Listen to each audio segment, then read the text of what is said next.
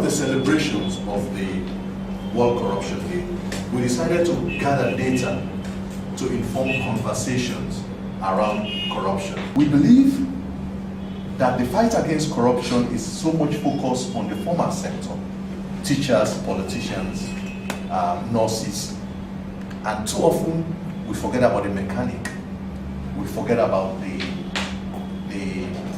bus driver, because too often informal institutions can support formal behaviors, and too often informal institutions can undermine formal behaviors.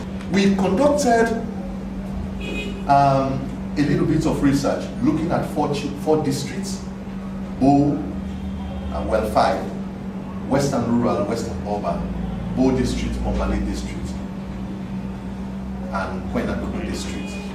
So we interviewed 1,000 respondents in those 5 areas.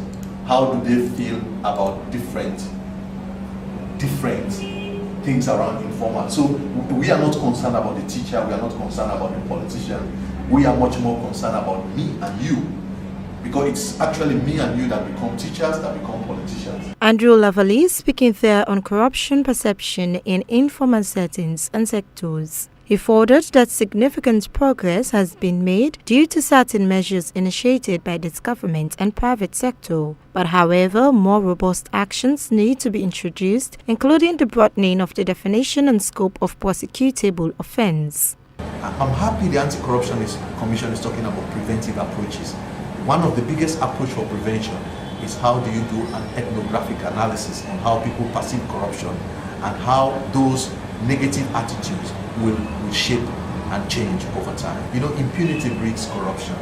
So how do you get governments to focus on formal enforcement of the rules and not deviation from the rules? The more we have people deviating from the rules, the more difficult it will be to fight corruption. So how do you ensure that the systems agreed are enforced? The laws agreed are enforced. So that's very important. But the media, civil society, and now what we are now seeing, the Commission on Civic Education, is very important to understand what are these attitudes and practices and how do we wage an effective public campaign about changing some of these attitude and practices. It will take time, but it's possible. Andrew Lavallie also stated that the web of corruption has now become intertwined into the fabric of societal activities and common sayings, and thereby facilitating and promoting corrupt perceptions. We decided to look at certain ethnic proverbs, aphorisms, political slangs, and the impacts on national integrity. Usai yams, we yams white na for cover is a Creole aphorism. It means if you are fortunate enough to get something, just cover it. Don't make people to take note. And you know the effect of this? You can steal and steal and steal. The clause on unexplained wealth will never catch you. So it's informal, but it's difficult to track. So bad bush no dey for to a bad farm. But already it's right in the farm, you know the talk about.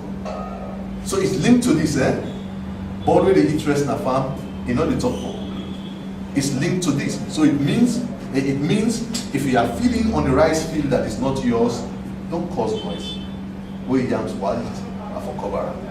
So the Konos made it very telling. This among all ethnic groups, they say Konoyi Konofa is a Kono aphorism, which means that a Kono man will never kill or betray another Kono man.